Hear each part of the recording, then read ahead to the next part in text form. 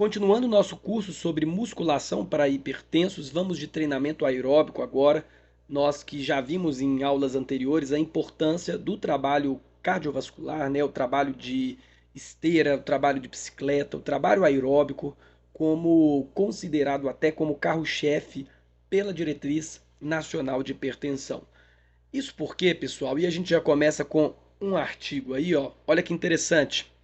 É, Nessa revisão, né, com meta-análise, pessoal, o treinamento aeróbico isoladamente foi capaz de reduzir a pressão arterial sistólica em 5 mmHg e diastólica em 3 mmHg, principalmente até 6 meses de intervenção. Então, daí você já tira a importância que é a gente aliar, né, a musculação ao treinamento aeróbico, principalmente, né, como considera esse artigo, no início da intervenção com o hipertenso. Então é recomendado que ele faça treinamento aeróbico. Se tratando de indivíduos obesos, então, você pode até colocar de 3 a 5 vezes na semana o treinamento aeróbico, que é aconselhado sim para a redução da hipertensão arterial, ok? Mas aí fica a dúvida: como prescrever o treinamento aeróbico? Eu preciso de fazer algum teste? Ou qual protocolo prescrever? O que seria melhor? Um treinamento moderado, um treinamento de alta intensidade, tá? E no curso, pessoal, nós iremos colocar vários protocolos aí para você conseguir fazer uma periodização e enviar para o seu aluno essa periodização metradinha com a sobrecarga que ele precisa explicar para ter melhora do condicionamento físico, ok? Então vamos lá, olha só. Vou prescrever exercício aeróbico para o indivíduo hipertenso, certo? O que tem que ser feito? Então, olha, padrão ouro, o que seria mais interessante é nós orientarmos o aluno para ir ao laboratório e fazer um teste de VO2, um teste de esteira no laboratório, ok? Fazer com todos os marcadores lá que no laboratório os médicos conseguem controlar de pressão arterial, ver como é que está o funcionamento de mecanismos internos nos quais nós não temos o controle, o acesso, a visibilidade para esse indivíduo hipertenso. Porém, vamos partir então para o pior dos casos, aquele indivíduo que não quer ir ao laboratório fazer o teste de VO2 e ainda por cima, pessoal, é um indivíduo que toma beta-bloqueador. Nós sabemos aí que o beta-bloqueador é um impedidor, né? Um impedidor de que a gente chegue na frequência cardíaca máxima desse indivíduo. Pode ser perigoso. Então, o que a gente tem que fazer no pior dos casos? Vamos lá. Eu preciso de estimar a frequência cardíaca deste indivíduo e a partir de estimar a frequência cardíaca deste indivíduo, posteriormente, depois de estimar a frequência cardíaca desse indivíduo, eu preciso estimar como deve ser a intervenção para esse indivíduo, caso ele tome um beta-bloqueador. E para isso existe fórmula. Então vamos lá, no pior dos casos, que é aquele aluno que não fez o teste de VO2 no laboratório e toma beta-bloqueador. Caso ele não tome beta-bloqueador, está com a frequência cardíaca controlada, a gente pode fazer um teste de VVO2 máximo no nosso salão, como nós iremos ensinar vocês aí ao longo do curso a fazer esse teste e estimar a porcentagem da corrida dele na esteira, por exemplo, a partir dessa métrica de velocidade máxima alcançada no teste. Porém, para o pior dos casos, aquele indivíduo que não fez o teste de laboratório e aí ele não pode fazer um VVO2 conosco, porque ele toma beta-bloqueador e vai alterar muito a frequência cardíaca desse indivíduo. O que nós fazemos? Olha lá. Precisarei estimar, pois não posso chegar na frequência cardíaca máxima. Uma fórmula da frequência cardíaca para uma pessoa que toma beta-bloqueador. O padrão ouro é pedir o teste de laboratório. Porém, caso o indivíduo seja resistente, vamos fazer o seguinte: a fórmula e eu vou deixar ela aqui ao lado. Frequência cardíaca é 2 pontos. Olha lá. Y mais 95,58 dividido por 9,74. Sendo que Y, pessoal, é a miligrama de propanolol diário que esse indivíduo toma fazendo uso de beta-bloqueador. Ou seja, se ele toma 100 miligramas, você substitui o Y por 100 miligramas, faz a forma e aí você vai estimar qual é a frequência cardíaca que a gente precisa de trabalhar com esse indivíduo. Se é um protocolo de moderada intensidade, você vai colocar a frequência cardíaca estimada a partir do uso do propanolol. Aí, como para descomplicar ainda mais, pessoal, já que já que fica um pouco complicado da gente fazer essa estimação, essa estima com a fórmula, nós podemos também utilizar através dessa tabelinha, que é uma tabela de equivalência beta-bloqueadora, considerando o propanolol como base. Então, olha só, de acordo com a dosagem do beta-bloqueador desse indivíduo, você vai reduzir a frequência cardíaca dele a partir dessa tabela. Então vamos lá, se ele toma 10 miligramas de propanolol, de beta-bloqueador na verdade, a redução da frequência cardíaca seria 11%. Se ele toma 200 miligramas, olha lá na tabela, 22%. Então, a partir dessa fórmula, no pior dos casos, nós podemos utilizar essa fórmula aí para treinar os indivíduos hipertensos. E, obviamente, pessoal, também, juntamente com essa fórmula, considerando a escala de Borg, que é a PSE, né? A percepção subjetiva do esforço com esse indivíduo.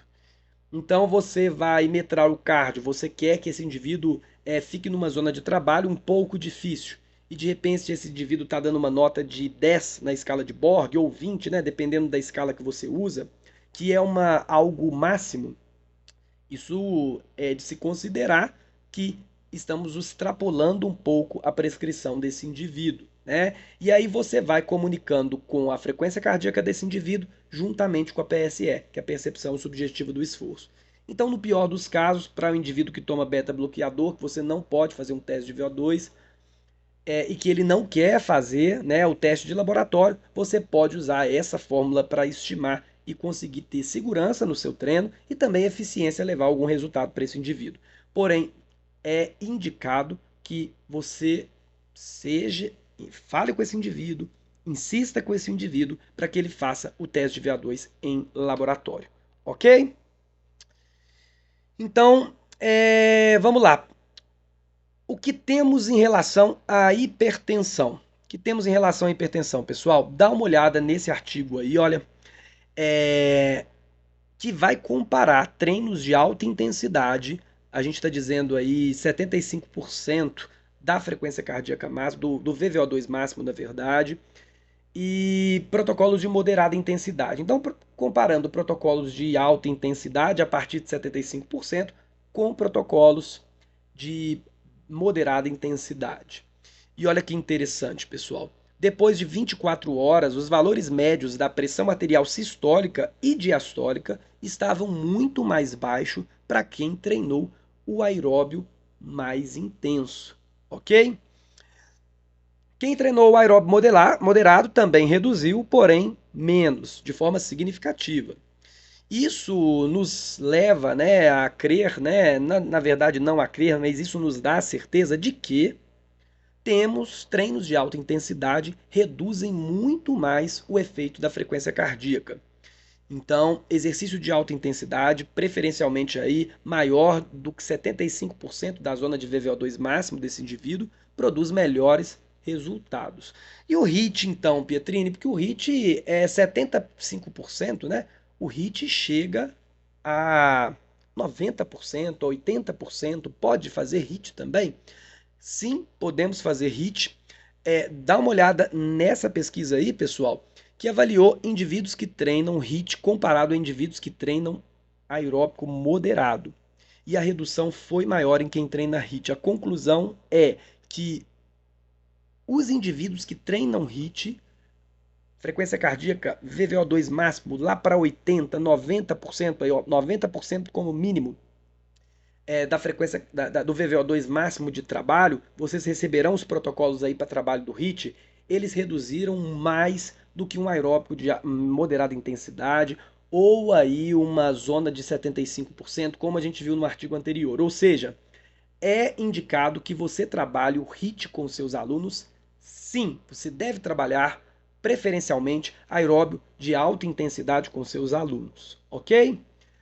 Para padronizar, para a gente resumir, pessoal, o aluno chegou com a pressão arterial elevada na sua aula, obviamente o exercício aeróbico será o mais indicado, porque você não quer elevar a frequência cardíaca desse indivíduo demais, e nem a pressão arterial demais, já que ela já chegou elevada. Porém, aquele indivíduo que chegou com a pressão arterial normal, frequência cardíaca normal, pode sim, deve, na verdade, utilizar o ritmo como prioridade na prescrição. Qual HIIT? HIIT longo, HIIT curto, os dois são indicados. A gente sabe que o HIIT longo ele tem uma melhora mais no condicionamento físico, enquanto o HIIT curto potencializa mais a perda de gordura. Então, os dois são indicados como excelentes estratégias aí para a gente conseguir reduzir a pressão arterial, tá bom? A intermitência que produz o HIIT, aqueles 30 segundos intenso, 1 minuto e 30 leve, moderado. Isso faz com que a gente, ao longo de uma sessão de treinamento, você tenha picos de frequência cardíaca arterial e depois estabilização dessa mesma frequência cardíaca e pressão arterial, o que faz também que seja uma excelente estratégia para a gente evitar que a pressão arterial ela suba muito e a frequência cardíaca suba muito durante uma sessão de treinamento. Então a intermitência pode ser sim considerado mais seguro do que o treinamento contínuo, ou seja, eu vou trabalhar uma frequência cardíaca média durante 30 minutos com esse indivíduo sem alterações de frequência cardíaca, ok? Então, esse daí é o resumo da nossa aula de aeróbico. Nós iremos também explicar como se faz um teste para calcular o VVO2 máximo e depois de você fazer o teste, você vai ter todos os protocolos aí para utilizar de treinamento o HIIT curto, o HIIT longo, aeróbico interval training com o seu aluno hipertenso. Tá bom?